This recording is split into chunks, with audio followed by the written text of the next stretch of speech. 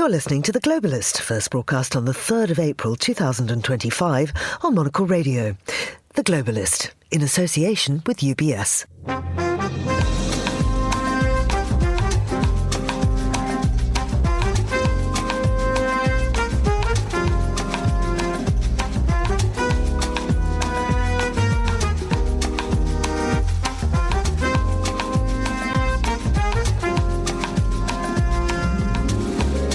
Hello, this is The Globalist, broadcasting to you live from Midori House in London. I'm Georgina Godwin. On the show ahead... You know, you think of European Union, very friendly. They rip us off. It's so pathetic. 39%, we're going to charge them 20%, so we're charging them essentially half. We'll examine the political fallout from Trump's Liberation Day, and Vicky Price will tell us how the markets have reacted to the US imposition of tariffs. We'll be in Hong Kong to unpack some new tourism plans, and we'll hear about the redesign of a brutalist London bank. Then...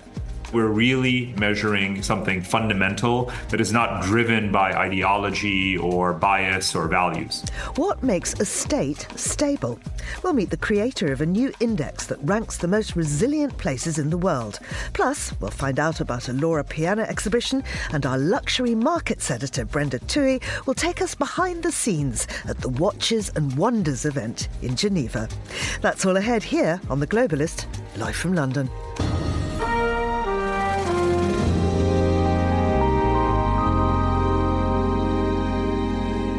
First, a look at what else is happening in the news. France's foreign minister has warned that if world powers are unable to reach a new agreement with Iran over its contested nuclear programme, then a military confrontation seems almost inevitable. Thousands of Haitians took to the streets in Port-au-Prince yesterday to express their anger against armed gangs that control nearly all of the capital and surrounding areas, and the government's failure to hold them off. And bidders for the short video social media site TikTok are piling up ahead of the April the 5th deadline to reach a deal to find a non-Chinese buyer or be banned from the United States. Do stay tuned to Monocle Radio throughout the day for more on those stories. Now, the 19th century US President William McKinley is Donald Trump's hero. He calls him the Tariff King, and yesterday sought to emulate him by announcing his own set of tariffs. But a day before McKinley was shot and mortally wounded by an assassin, he reversed his position and proposed much more of a free trade policy. Well, that's part of his idol's history that the current US president seems to forget. As the world responds to his punitive taxes, will Trump too be forced to backtrack? Well, I'm joined now by Suzanne Lynch, Global Playbook author and associate editor at Politico in Brussels, and in the studio here by Vincent McAvaney, journalist and Monocle Radio regular politics commentator. Good morning to you both, and thanks for joining us. Vinny, let's begin with you and a broad overview of what Trump announced in the Rose Garden yesterday. Yeah, I mean, it was a very complicated announcement in the Rose Garden. He had his cabinet there. He had also members of the Teamsters Union who were car manufacturers. He had other people, tradespeople there. And he sort of, went on a little bit of a ramble saying that the US had been victimized, that it had been bullied by global powers, that it was a best friend to many. But often he said our closest friends have been the worst to us, citing of the EU and Japan, for instance. And he said that what he was doing was a sort of amalgamation of all of the things that we had been expecting. Now, what was remarkable about this announcement was it was truly a global event. It was like the reunion at the end of a reality TV show series, because you had governments literally around the world, not a clue what was about to happen to them, all tuning in, watching in real time. And at one point he unveiled a chart where he went through each of the main US trading partners and revealed what the tariffs were going to be individually, all the way from 90% to Cambodia, down to 10% for the United Kingdom, 20% for the EU. It was a sort of remarkable speech that he gave. And Suzanne, the fight back starts now, of course. The president of the European Commission, Ursula von der Leyen, says Europe has a strong plan to counter this. What is it? How will the EU retaliate? Yes, so we just heard from Ursula von der Leyen in the last couple of hours. She's actually in Central Asia for a summit. So we had a televised statement by her. She said that Europe feels let down by its oldest ally, and she described the Trump tariffs as a major blow that will lead to higher bills and rising inflation. Now, she did say the EU is prepared to respond, and she also did say, though, that it's not too late to address concerns through negotiation. So that olive branch there for Donald Trump. So we know that now the European Union is going to look at analyse these tariffs that have now come in. The EU is hit by 20% tariffs. Now, separately, it's already about to retaliate for other tariffs that were already in, the aluminium and steel tariffs. So the EU was ready to hit those anyway. That was already on train. Now they're going to look at these new tariffs and see where they stand. We could see some movement on that maybe early next week. We know that ambassadors are meeting here this morning in Brussels to give their first verdict. Trade ministers are meeting on Monday. So, we could have some kind of a retaliatory announcement then. But as I say, there is possibility. They're hoping for some kind of negotiation. Right. Now, Vinny, the British Prime Minister Keir Starmer was hoping to avoid the worst of this by attempting to appease Trump. Is 10% a win? And will the UK government take retaliatory action? Well, the UK government is definitely frustrated by the 10%, but I think the UK is going to take a very different path. Even at Prime Minister's questions yesterday, the Conservatives didn't mention this at all. It was Keir Starmer who mentioned it himself, saying, we are still talking. We were negotiating right up until last week. All options are on the table. But he was being urged by the Liberal Democrat leader, for instance, who said to him, why don't you build a coalition of the willing, like you have with Ukraine, with the EU and Canada and Japan, and try and take on the US. Now, you could see the argument in that because Donald Trump replies only to strength, and maybe that's the way to go. But Keir Starmer is operating a very different scheme because he's not like Mark Carney in Canada, who's already come out the gates being quite aggressive on this retaliatory tariffs. He's running for election, so he's playing to an audience there. Keir Starmer is in for a long time. Keir Starmer will be in beyond Donald Trump's term, and he wants to sit between Europe and the US. He thinks that they can continue negotiating, and he's going to have to speak this morning because there's only been a holding statement last night from our business secretary saying nothing's off the table, we'll continue to negotiate. The UK is very different to all those other countries. 2/3 of our trade with America is services, which isn't affected. Cars are affected, pharmaceuticals, those are our two biggest imports to America. But even then, we're talking high-end cars, Jaguars, Aston Martins, Bentleys. Are those going to be really so affected if you've got the money for those by this tariff? Pharmaceuticals, slightly different one. But he's going to have this morning in Downing Street, we know the heads of businesses like GSK and other big exporters to the United States, and he is going to say more. But I think his plan is very much to do what he has been doing with the US, is do everything you can to keep that relationship smooth, because he has got now the ear of the president more than perhaps other leaders when it comes to Ukraine, and he thinks it's better to hug the Americans close still. I mean, Suzanne, what do you think of this idea of a coalition of the willing? If Britain got together with the EU and Canada and Mexico and perhaps others, is that something that the EU could countenance? And I wonder how the US would react to that big show of strength. Well, Donald Trump has already warned Canada and the EU not to team up together on this. I mean, the issue for the EU is it is different than the UK in that the problem for the EU is that it operates a massive trade surplus with the United States that the UK simply doesn't have. So that's one of the reasons why the UK was only hit with 10%, whereas the European Union was hit by 20%. Then you have the complicating factor that within the EU, some countries have a bigger trade surplus than others. So Germany, Ireland, for example, have huge trade surpluses with the US, so they're particularly exposed. But the other side of the coin is that the EU has a lot of power when it comes to trade, because the European Union is a market of 450 million people, much bigger than Canada, much bigger than the UK. So it does quietly, officials here feel like they have that bit more, they have a bit of leverage here. At the end of the day, US companies want to export into the EU. Tech companies, that's another big source of disagreement between Washington and Brussels, because a lot of the US companies are here in Europe. They want to keep accessing the European market, but then Brussels has got strong regulation. So that's another issue. So in saying that, Ursula von der Leyen has been getting kickback from some countries hoping that the EU doesn't push too hard on this. Italy, for example, it was interesting. Giorgia Meloni, the Italian Prime Minister, overnight, again, kind of stressed about negotiations. Italy has been kind of saying we shouldn't hit back too hard. But now it's going to be about the Commission taking stock, having these meetings with its very different 27 members. Although it is interesting that Trump decided to hit the EU as a bloc, not pick out individual member states. That's one aspect of last night. The other thing that's positive is that pharmaceuticals, for the moment, seem to have been excluded.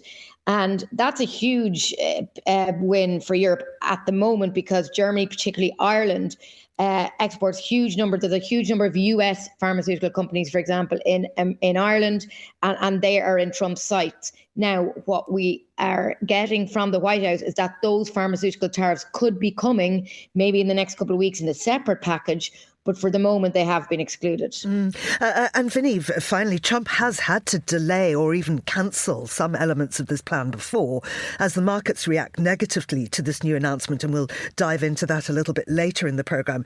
Do you think he will stick to his guns? Is he going to be forced to row back on any elements of this? I mean, I have thought for a long time that it is a bit of a stunt at the beginning of his premiership, because we know that Donald Trump loves nothing more than breaking records, and particularly stock market records. He loves the fact that he was getting all-time highs on the NASDAQ and the Dow when he was president previously. He won't like that Joe Biden now holds those records, and there has been this massive sell-off since he came in office over his plans for these tariffs largely. Now, there's a theory that perhaps he's constructing a bit of a crisis at the start of his term, because he actually inherited a very good economy from Joe Biden, hard to improve on. So has he purposefully decided to take some of the heat out of it, make things a bit more difficult so that he can build it back up over the next couple of years and claim all the credit for it? You could see that. He was talking last night in his statement, which was really interesting, about the fact that he's been, a long time proponent of these tariffs. He said, if you go back and read some of my scripts in the 1980s when I was a young, beautiful man, in typical Trump speech, I've been calling for these tariffs for a long time. So it is something that he does sort of has seemed to have a real affinity for. Whether he fully understands the consequences, there has been the US stock market, if you've looked overnight at the trading post the close, because he did this speech, of course, after the close, so you wouldn't see a reaction in real time. There have been some wild swings in stocks overnight reacting to what is going on in the Asian markets. We can't underline how much of a radical shift this is in 80 years of post-war policy of taking down trade barriers and unexpected consequences, and unexpected allies as well. Unexpected consequences, what's mentioned there, Ireland is a big base for, and the Northern Ireland as well, for US manufacturers, but also US tech companies, lots of them there. Now, part of that was a policy from the United States in the 1990s as part of the peace process. Part of it was that Ireland's economy needed to be stimulated after the years of the Troubles. That was something that Bill Clinton, Tony Blair worked on together. US companies, obviously a big affinity for Ireland, putting their companies there to try and help the economy, to help lift it out of that period. Now, if you're pulling that kind of investment out, that's going to create new problems that look like old problems coming again. But also, yes, they've got to note that, a trade deal between South Korea, Japan and China, that wouldn't be happening unless they didn't feel like the US was so unreliable. So there is now, everyone will be waking up around the world this morning with some certainty about what is potentially going to happen. I think we'll see different strategies. Here in London, they're going to maybe go for this route, which, if it works, others might follow, which is to be closer and kinder to Donald Trump in America and see if you can get some light relief. Vinny, thank you very much indeed. That's Vincent McAviney here in the studio and Suzanne Lynch in Brussels.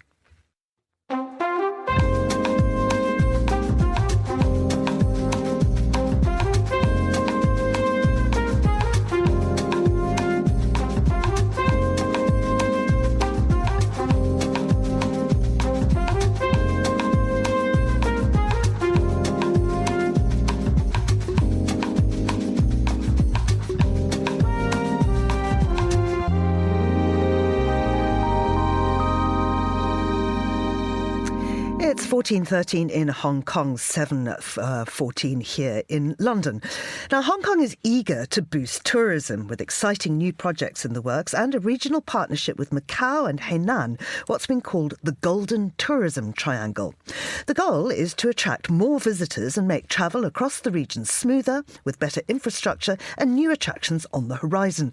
Well, I'm joined now by the journalist and author of Why We Travel, Ash Bhardwaj. Ash, many thanks for coming on the show. Can you tell us what exactly is the Golden Tourism Triangle?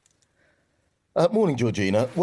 From what we've seen, and there's only really been one release that's come out about it, it just seems to be a way to encourage people to travel between these three places so that visa arrangements and tour operators and others can make things just a bit more fluid.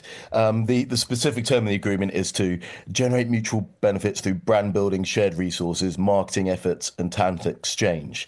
So what would that look like? Well, if you're planning a trip to one place through a tour operator, they'll just encourage you to visit the other two. Now, the benefit for all three regions is that just means that you're starting to gain a profile with tourists that may only be thinking about one or two of the other spots. So you're kind of encouraging spillover tourism, really. That's going to be the way they're trying to encourage it. And Hong Kong authorities are also looking at 3 development projects. Well, what are those? So the specific locations aren't particularly clear yet, but Hong Kong is a place that, whilst we tend to think of it for the big skyscrapers and the busy markets, travelling across the bay and getting the views from there, it's also got some quite well-protected nature reserves on the edge of it. And I couldn't really tell exactly where they're planning on doing these new developments, but it's effectively investing in new tourist infrastructure. But one of the things that you always have to consider when you're developing tourism is unintended consequences and the impact on sustainability. And sustainability isn't just carbon footprint. It is preservation of habitat. You get some really rare birds in Hong Kong that migrate through there. But it's also the impact on the community, so social sustainability. And we can see this across Europe as areas have grown in tourism, that you start to get some pushback from locals if it starts to impact their quality of life or their cost of living. So it will be interesting as more of this development and more of these ideas come out to see what exactly they are planning on doing. Because if you start to take away that protected habitat, that does impact quality of life for people in the area, and it has a sustainability challenge. You know, this is an area that's effectively it's on a delta. Those are prime habitat for water birds in particular. So if it does look like they're going to start building on some of those areas, that will be a potential consequence. Tell me, how is the tourism market in the region at the moment? Well, you're starting to see shifts from different areas. So historically, people from that region of the world were coming a lot to Europe. But I think all of those different areas want to see more people spending more time in their local area. How much that's going to really be viable? I mean, you do get this mix of people wanting to travel, for example, from China to Japan. I suspect one of the things that might be happening here is the Chinese government trying to keep more tourism internally. Like, China does have a very big domestic tourism market, but we've been hearing about tariffs and trade imbalances today. Tourism is a really good way to either bring in money from outside. So I suspect, as well as trying to retain some of that domestic tourism, there is an effort to get more of a pull from the other countries in the region. Can you entice more Japanese tourists to China, for example? That might be part of the strategy here. I mean, I wonder if these projects are in danger of being undermined by geopolitical shifts, or perhaps, really, as you say, that this is insurance in case Westerners no longer travel to the area.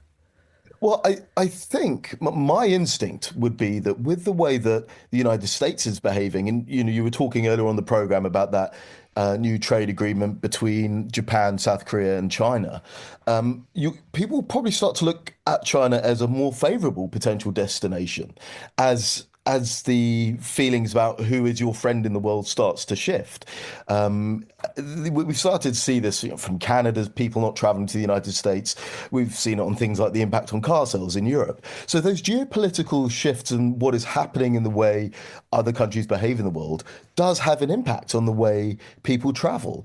We haven't really heard too much about how tariffs might affect tourism. But, if it is going to start having an impact on people traveling into the United States, then that just frees up those tourists to travel to other areas. Whether or not that they would mean that they would then travel to this new tourism triangle, I can't be certain of until I actually see what the offer is. And what's interesting about these 3 spots is they each offer something different. Hainan is sort of known for its tropical and luxury resorts. Macau has some really interesting UNESCO World Heritage sites in the history because of the Portuguese history. And Hong Kong we know better in the UK because of the UK shared history there. So things that might start to happen is people that might be visiting Hong Kong on business, for example, might be more encouraged to take a trip over to Hainan as well. And you're starting to see this as a big travel shift, which is people combining leisure with business trips, whether that's just a day or two at the end, or even just when you are somewhere for business, just making sure you're making the most of it in the evenings rather than just going for meetings. Ash, thank you very much indeed. That's Ash Bardwaj. Still to come on the programme. This apparently spiky plant is part of the softening process. That's a good example of something that you find in the archive, that something that is beautiful in its own right then takes on another kind of visual presence. We'll explore the debut exhibition of iconic Italian luxury fashion brand Loro Piana. This is The Globalist. UBS has over 900 investment analysts from over 100 different countries. Over 900 of the sharpest minds and freshest thinkers in the world of finance today. To find out how we could help you, contact us at ubs.com.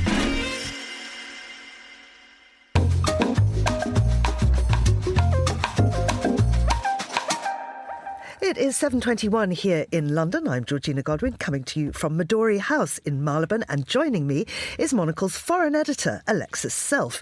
Alexis, good morning to you. Good morning, Georgina. Looking very cosy in your scarf. It's very important to protect the neck. Ah, I see. Okay. Yeah. Well, your voice, of course. Of course. Yeah. This Chinese spy ship is making headlines around the world, and particularly it's having an impact on Australia's election campaign. Tell us more.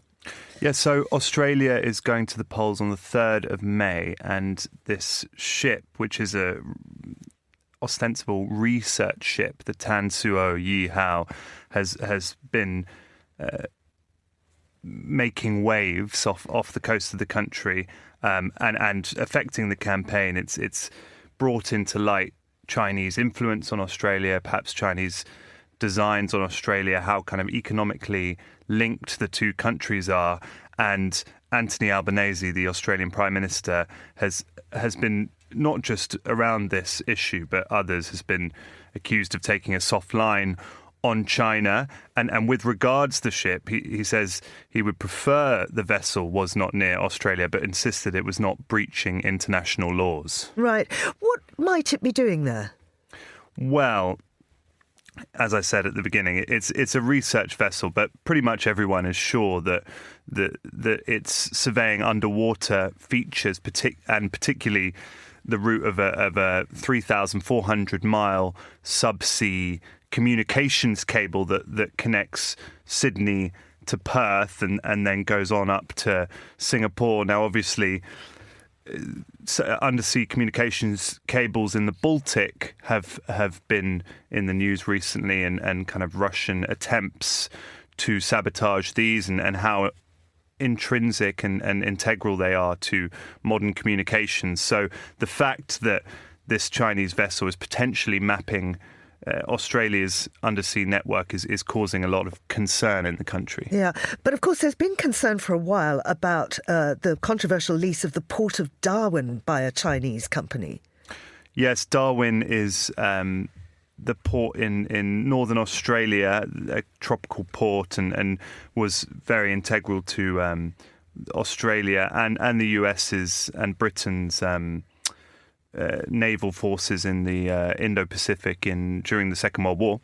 It's been leased to a Chinese company since 2015, and Albanese and the opposition candidate Peter Dutton have expressed their intention to it's a 99-year lease and to cancel the lease after the election. Now, in recent days, the American nuclear submarine USS Minnesota has been docked near the port, so security has been very, very high and people on high alert. And yeah, obviously the presence of the Tan Suo Yi Hao has not impressed the Americans either. Yeah, let's move on now to tourism news, because people are coming to London over New York, and that's benefiting theatres. Yeah, there's been lots of talk about how the West End, London's theatre district, is enjoying a purple patch at the moment. And, you know, as with a few other things, culinary, etc., there is seen as, and business, there's seen as perhaps a bit of a rivalry between London and New York. Now, the Society of London Theatre, SALT, which is a kind of trade organisation, has come out, and this is in the FT today, and said that in 2024, nearly 5 million more people attended a West End show than a Broadway production. Now, part of this, they're saying, is down to the quality of the productions being shown in the West End and an increase in tourism, in particular around the world, but in Europe especially. But also the fact that perhaps people are eschewing visits to the United States due to political issues and choosing to head to London for their theatre instead. I've found an odd line in here that the SALT representative said, while the best seats fetch hundreds of pounds for hit shows, the average ticket price remains 5% lower in real terms than in 2019. I don't know if you've tried to buy theatre tickets recently, but I was looking at 4 of us getting really just not brilliant seats for a West End show. It would have been £1,000. Yeah, prices are high, especially lots of shows now in the West End have, A-list actors in the lead roles, and I think that adds a premium, and often are on resale sites, which increases the price of those. But as SALT says, that they really do contribute a lot to the local economy. They have figures here saying that for every £1 spent on a theatre ticket, that an additional £1.27 flows into local businesses, including hotels, restaurants and shops, and that nationally theatre generates £4.4 billion in turnover for the broader economy, although some might think, as you say, that that's just the price of 4 or 5 tickets. Absolutely. In a cramped theatre which never has enough loos for women, and usually quite warm wine by the time it comes to interval. Yeah. Finally, we can't avoid talking about tariffs, can we? So, as we know, the tariffs came in yesterday. They've come in everywhere, including somewhere that's completely uninhabited. Yeah, we're back.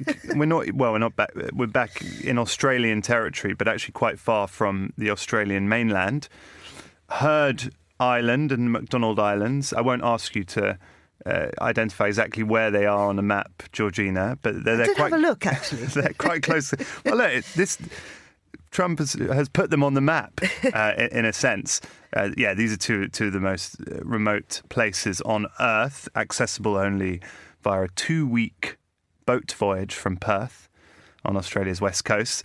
And yet they have not been spared from the tariff wars, and the US president has hit them with a 10% tariff on goods. Now, people have looked into this, and Norfolk Island, which has a population of 2,188 people,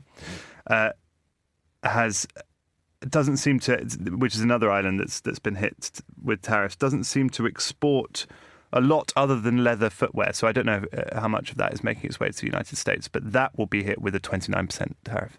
That's quite extraordinary. I mean, has there just been no research into this? I can't speak to the economic policy of, or rather the decision making of the US government, but maybe it's a ploy to, as I said at the beginning, to put these places on the map. Yeah, well, we actually do have some reaction from Heard Island. Let's go live to it now. The penguins, which are about all that live there. Alexis, thank you very much indeed. That's Alexis Self, our foreign editor. Now, here's what else we're keeping an eye on today. France's foreign minister has warned that if world powers are unable to reach a new agreement quickly with Iran over its contested nuclear program, then a military confrontation seems almost inevitable. European powers are seeking to create a diplomatic path with a view to getting an agreement to curb Iran's uranium enrichment activity by the summer and ahead of an October 2025 deadline, when UN sanctions related to the 2015 accord on Iran's nuclear program with world powers expires. Thousands of Haitians took to the streets in Port-au-Prince on Wednesday to express their anger against armed gangs that control nearly all of the capital and surrounding areas, and the government's failure to hold them off. Violent armed groups have forced over 1 million people from their homes, which has contributed to a freezing of the economy and fuelled mass hunger. They're also accused of extortion, mass rapes and killings. And as the weekend deadline for TikTok to find a buyer approaches, bidders for the short video social media site are piling up. Amazon and separately a consortium led by OnlyFans founder Tim Stokely are the latest to throw their hats into the ring for TikTok. The site faces an April the 5th deadline to reach a deal to find a non-Chinese buyer under threat of being banned from the United States. This is The Globalist. Stay tuned.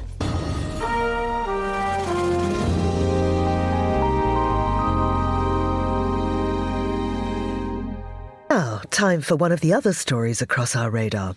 A once stark, brutalist bank in central London has been reborn as a lively, welcoming space. Here's Monocle's senior foreign correspondent and executive producer of The Urbanist, Carlotta Rabella, with more. An architectural relic of the 1980s in London's Covent Garden has been given a new lease of life. Originally designed by British-Swiss architect Richard Seifert, brutalist office block The Acre has been reimagined by the global design firm Gensler in partnership with engineering experts Arup. Once a fortress-like bank, The Acre now leans outwards, engaging with the street. The new site will house restaurants, cafes, shops and offices. As Valeria Segovia, a principal and design director at Gensler, tells us, its transformation is about reinvention and connecting the past with the future to create a healthy and sustainable workplace. This desire to connect the community is reflected throughout. A welcoming 7-story atrium introduces 20,000 square feet of retail and public realm space, with terraces at each level to ensure nature is never far away. More than a mere retrofit, the project preserves over 80% of the original structure. This reinvention is a lesson in how to age gracefully. Once a brutalist introvert, The Acre has stepped out confidently into the capital's chaos with open arms and terraces.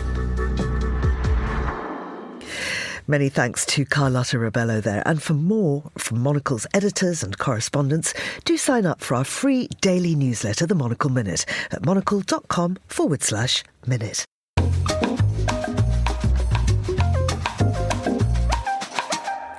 Now it's time to talk trade and economy news, and I'm joined by Vicky Price, economist and former joint head of the UK government's Economic Service. Oh, Vicky, one story dominating. How are the markets reacting to the tariffs announcement? Well, the markets don't like it. We've seen Asian markets overnight not doing well. And of course, in particular, we've seen car makers do badly on both sides of the Atlantic. So that's quite an interesting development, because all the tariffs that we heard about yesterday do not take away from the fact that we've now got the implementation of the 25% tariffs on cars imported into the US across the globe. And also you have still, of course, the steel and aluminium tariffs that are also now effective. So that, well, the announcements yesterday were additional to anything else that had been announced so far. So we are in a high tariff world, I'm afraid, and that is going to distort trade very significantly, particularly if you look at all the additional retaliatory, if you will, reciprocal tariffs, as President Trump would like to call them, which are supposed to be take into account what is charged for imports of US products in other countries, and matched, sometimes not completely, by the new tariffs that were announced yesterday. So just looking at concerns about global growth, I mean, are we going to see a slowdown in world economic growth? Could we see stagflation perhaps in the US, perhaps a recession? We're certainly going to see a slowdown in world growth. I think we had already seen both, the OECD and also the Federal Reserve and others cutting forecasts for US growth, for example, just very recently. It's been one of the countries that has been, of course, doing well in the world economy by comparison to loads of others. If you look at Europe, Germany in recession and so on. And of course, it is one of the reasons why there has been that big deficit that the US has been complaining about, because the country was growing and sucking in imports from elsewhere, and the rest of the world not doing quite so well and not buying so many US products. So what we're likely to see is definitely a slowdown in the world economy. There will be recalculations of what the disruption, if you like, in trade is going to mean, not just for the developed world, but also for quite a lot of developing nations where the tariff imposition is going to hurt particularly, and that's a real problem. So yes, a slower growth in the US, probably higher inflation, and that is going to mean additional costs to consumers, of course, in terms of ability to buy various things. So yes, business may move to the US, but the reality is that this is going to take some time. So there will be a hit, just like President Trump did say himself, that there will be some pain, but the long term will be great. The question is how long that pain will last and what the rest of the world might do with retaliating as well. So there is some room for negotiating. We're not in a position where we can say this is it, because, first of all, as I said, there are still tariffs on cars, steel and aluminium out there. There are hints that there could be extra tariffs put on pharmaceutical imports into the US. So that's going to hurt quite a lot of countries, including, of course, the UK, which got away, if you want to call it that, with just a 10% tariff imposition, still has to be subjected, of course, to the cars and steel and aluminium tariffs. So, it's a very uncertain environment, and one where you would imagine that people are going to be very careful where they invest, if they invest, and loads of pressures on governments as well. Doesn't mean that they will necessarily retaliate, but if the economies generally slow down, given the importance of the US in terms of a buyer for their goods, then they may have, and we're already hearing the youth contemplating that, extra fiscal measures to just keep the economies going.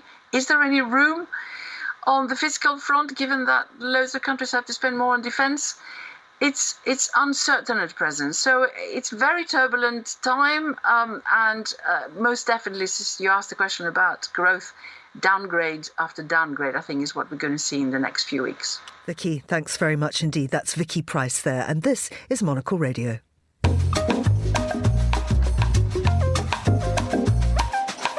An AI-based geospatial predictive analytics platform, AlphaGeo, has unveiled what it describes as the periodic table of states. It's a ranking system of all countries of the world according to criteria that it says actually matter. The analytics, for the first time, go beyond military or territory by including infrastructure quality, good governance, food security and climate resilience. Monocle's Tom Webb spoke to Para Khanna, founder and CEO of AlphaGeo, about whether the world really needs another global ranking system. It's an itch that I've needed to scratch for about 20 years on this very specific topic, which is to answer the question, what makes a state stable? And I realized that every index you look at that purports to provide deep, penetrating insight into the countries of the world doesn't tell you the single most important thing. Is this country stable? Stability is held to be synonymous with democracy. Well, we know that's not true. It's held to be synonymous with size or power. We know that's not true. And so we really needed a bottom-up way of measuring whether a country is stable. And I wanted to answer that question for 2 decades, and now we have. And you call it the ultimate virtue score. Who are the big winners?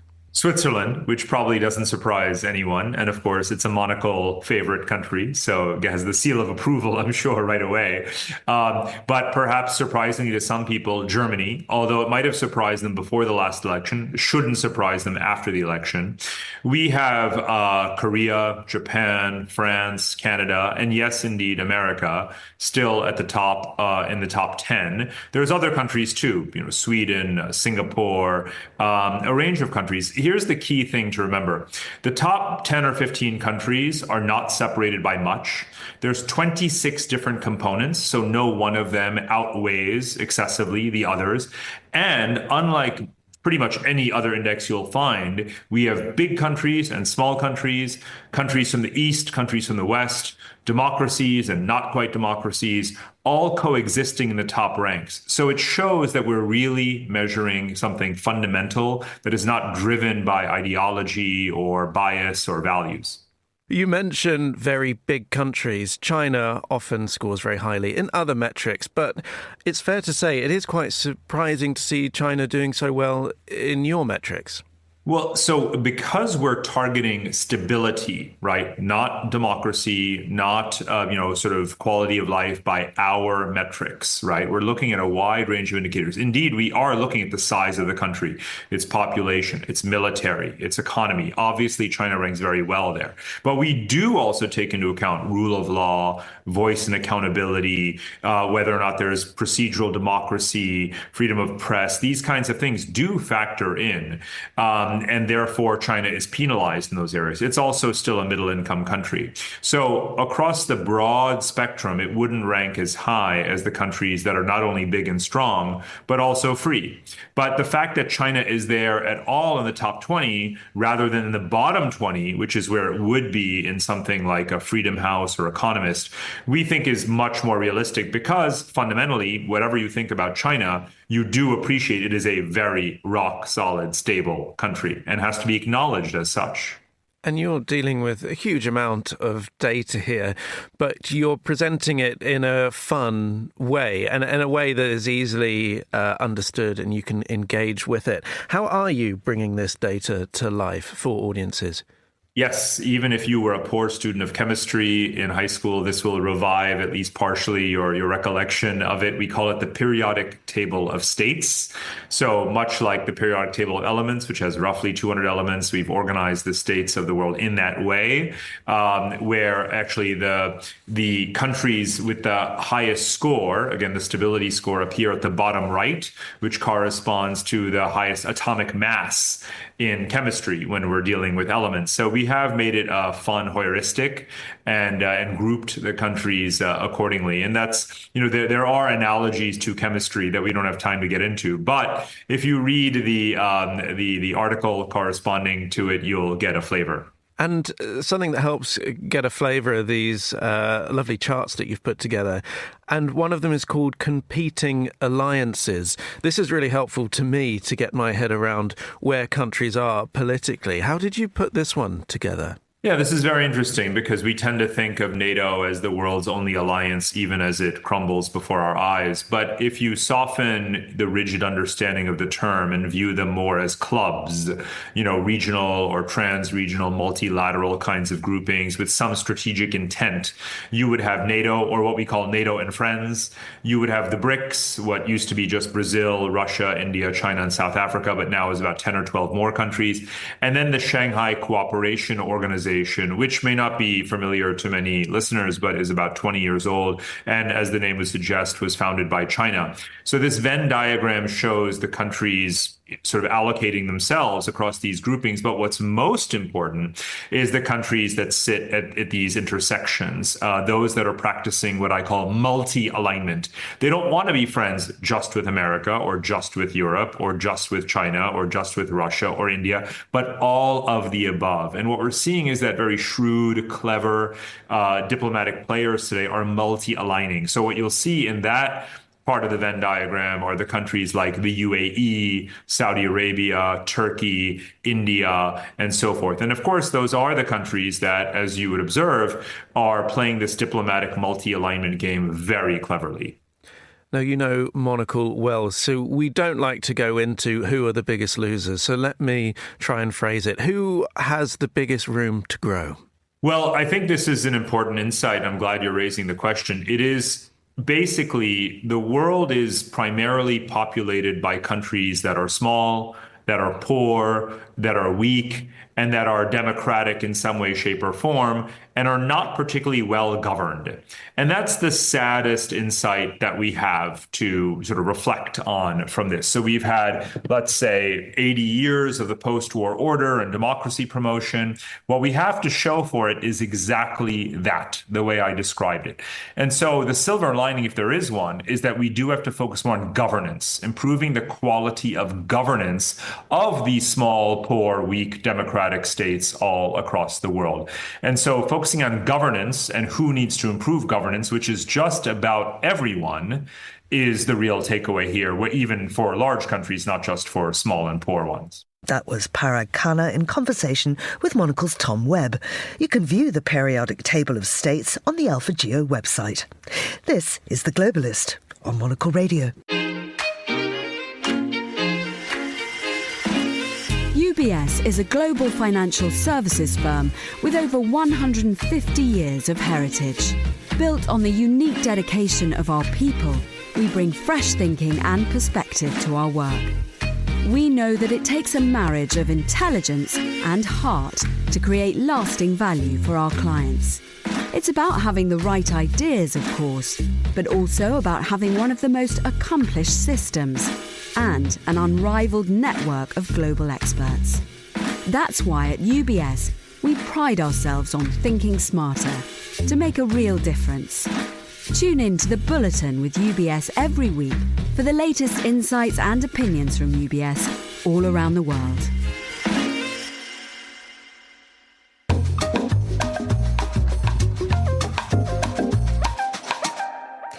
To mark its centenary, the Italian luxury fashion label Loro Piana has enlisted curator Judith Clark to put together an exhibition at the Museum of Art Pudong in Shanghai. Clark's starting point was a decades-old archival sample book that chronicles the evolution of the brand from its mercantile origins to its high fashion and luxury present. The result is an immersive showcase of precious cashmere and striking silhouettes with an installation that tells the label's story. Monocle's Maria Papaklianthos spoke with Judith and began by asking her about some of the discoveries she came across in the Loro Piana archives. There are extraordinary objects in the archive, as you can imagine. And in a way, the most obvious, but also the most surprising, are the sample books, because you go in with an idea of these miniature, these fragments of textiles, and you forget how incredible they are as a kind of documentation of dress for a century, that you've got not only the textile that was used perhaps most fashionably, but you also get on every page all the examples that perhaps weren't used. So you get the experiment alongside, the fashion, if you like. And that's a thrilling thing to see. And so you've always got kind of style that is resonant with a kind of more dominant fashion of the time, with this idea of innovation, the idea of what can be achieved with different threads, different thickness of threads. What are some of those objects that you kind of picked out that I guess not just were able to take the picture of what Loro Piana's identity is, but also enhance that sensorial experience that you've just talked about? I guess one of the obvious examples is the thistle machine. So there's a huge thistle machine, the Cardo machine, that stands at the entrance to their factory. And you realize that their actual, plant heads are a part of this extraordinarily beautiful machine. And so you get an idea of kind of poetic industrialization, if you like. It's like a sort of arts and crafts object. But the other thing that is invested within the object is that not only the thistle then becomes a motif in Loro Piana's, emblem and in recent collections, but also this apparently spiky plant is part of the softening process. So that's a kind of, that's a good example of something that you find in the archive, that's something that is beautiful in its own right and useful, then takes on another kind of visual presence. And I guess I also saw in some of the images, you have the whole of the yarn, and then it kind of shows a transition from yarn to actual garment. Yes. What did you try to accomplish by showing that process? And was that like an attempt to highlight, the craftsmanship that takes place, the artisans that are behind the brand? Absolutely. And I think that throughout the exhibition, there are these moments of punctuation. You have a lab where you zoom into reading, the quality of the individual fiber. So you're zooming in at 35,000 times, the size. And as you've just quoted, a kind of, snapshot of a process that the visitor might forget, so it's always reminding the visitor, look, this is about processes. They might travel to the ends of the earth for fiber, but then what happens? And you see the kind of simplicity of the garment that is being produced, but within it, the extraordinary kind of, investment, if you like, in sourcing the materials for that garment. So I think it was important to have these snapshots throughout the exhibition of process. And obviously, the brand chose the Museum of Art, Dawn, to host their first exhibition ever.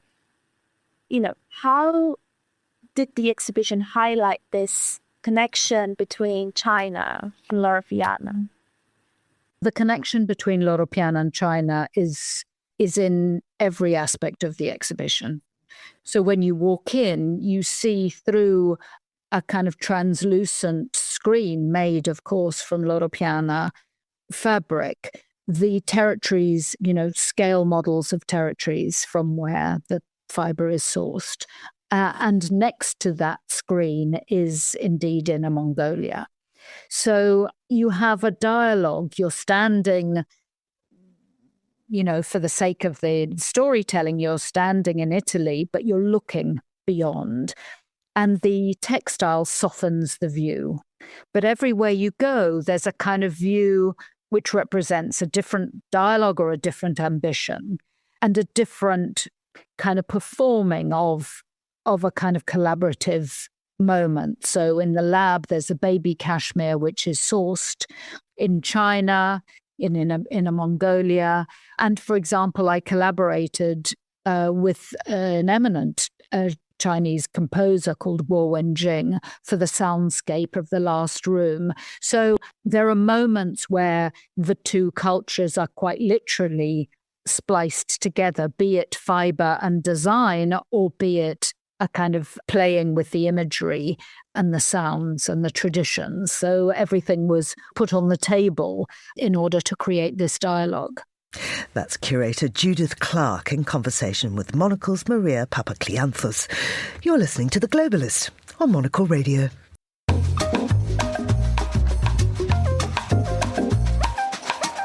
It's 8:53 in Geneva, 7:53 here in London. Now, Watches and Wonders Geneva 2025 runs until April the 7th.